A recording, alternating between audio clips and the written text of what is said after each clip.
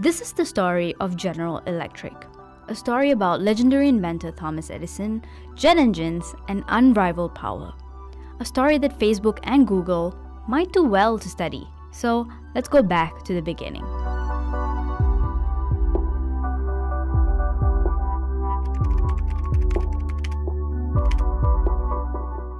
More than a century ago, in the early 1870s, Thomas Edison began working with his father to build a small lab in rural Menlo Park in New Jersey. It took several years, a loan, and a ton of hard work, but when it finally opened in 1876, it became the world's first research and development facility. A year later, Edison had his first major invention, the phonograph.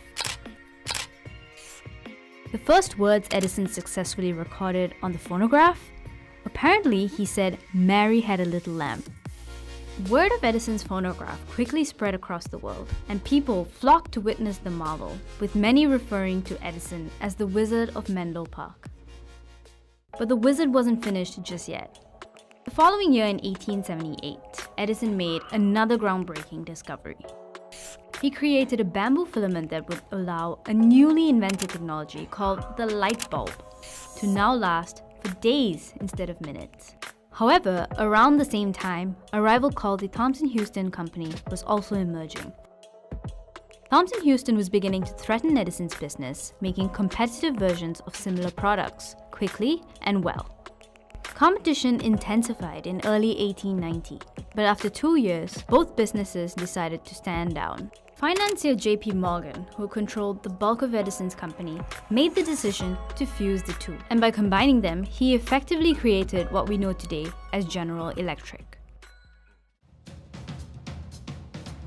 In 1896, GE became a founding member of the Dow, and in the following years, GE strengthened its grip on the consumer appliance market. For many employees, it was the golden age. The company made quantum strides with products like Edison light bulbs that lit up millions of homes. It manufactured electric locomotives that fueled America's railroad industry. And it also helped advance medicine with X-ray machines that allowed doctors, for the very first time, to look inside the human body.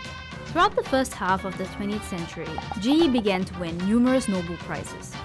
One discovery helped build the world's first full-body MRI machine. Another allowed GE to take the first images of blood vessels ever. GE consistently worked hard to stay ahead of its competition, hiring a number of Nobel Prize-winning scientists over the years to help the company continually innovate. By the 1970s, GE CEO and chairman Reginald Jones began to push the company into international markets. In 1981, GE had a new CEO, Jack Welch. Welch was different. GE began to aggressively hire elite corporate talent and ruthlessly cull underperforming employees. While other conglomerates were seen as sprawling and opaque, GE was seen as a role model able to survive downturn after downturn across various industries. Under Welch's leadership, GE went from roughly $27 billion in revenue to nearly 5 times of that, reaching $130 billion when Welch left. Fortune magazine dubbed Welch the manager of the century. However, industry watchers were beginning to notice the unusual changes in GE's accounting books. Instead of using generally accepted accounting principles, the company began using techniques that were opaque, frustrating market analysts. Fortunately, the insider frustrations didn't reach the wider market. Under Welch's reign, investors remained oblivious, bullish on the company's prospects, and in 2001, they cheered as the mantle passed to his successor, Jeff Immelt. The company was now worth nearly $600 billion, but dark clouds were looming. 4 days after new CEO Jeff Immelt took over, September 11 happened. The World Trade Center was insured by GE Capital, which hurt their insurance business, and demand for air travel also began to dampen, which hurt their plane leasing business. Soon after, GE started hemorrhaging losses. Everything was going wrong.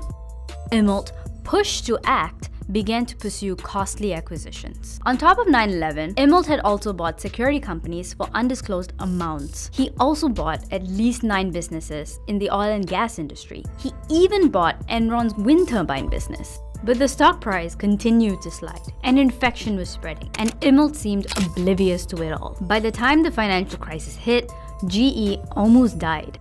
So why did Immelt continue to acquire companies while the stock price was sliding? Immelt and the board were making bets of blind optimism on companies that they believed GE could convert to profits. Under Immelt's reign, GE Capital had become a big profit generator for the company. It was taking bigger risks, notably in commercial real estate. So when the housing market crisis hit, the real estate industry took a colossal blow and the GE Capital segment crumbled, forcing it to take a bailout from Warren Buffett, who gave GE $3 billion to stop the bleeding. And soon thereafter, GE was forced to take another $139 billion loan from the federal government. Now, GE had to cut its own dividend for the first time since the Great Depression. This is important because many GE retirees and shareholders who had long relied on GE's consistent payouts had now lost a stable source of income. By the time Immelt stepped down in August 2017, the organization was an overburdened mess. Costly acquisitions began to weigh on the behemoth, and eventually, GE stock fell to a third of what it was in 1999. So where is GE now? In its current state, despite being the world's largest manufacturer of jet engines and powering a third of the world's electricity, the stock only trades in the single digits. The company retains its core businesses like aviation, power, and has divested itself of many of its former verticals and products. And while CEO Larry Culp tries his best to right the giant flailing ship around by selling off parts of the company, market watchers look on with skepticism. To quote Ashwas Damodaran, a finance professor at New York University, GE brought electricity to Americans, appliances to kitchens. It's left its imprint. It's accomplished much of what it set out to accomplish. But GE is going to be the last of the 100-year breed. The companies of this century have no chance of lasting 100 years. Technology is a very harsh taskmaster.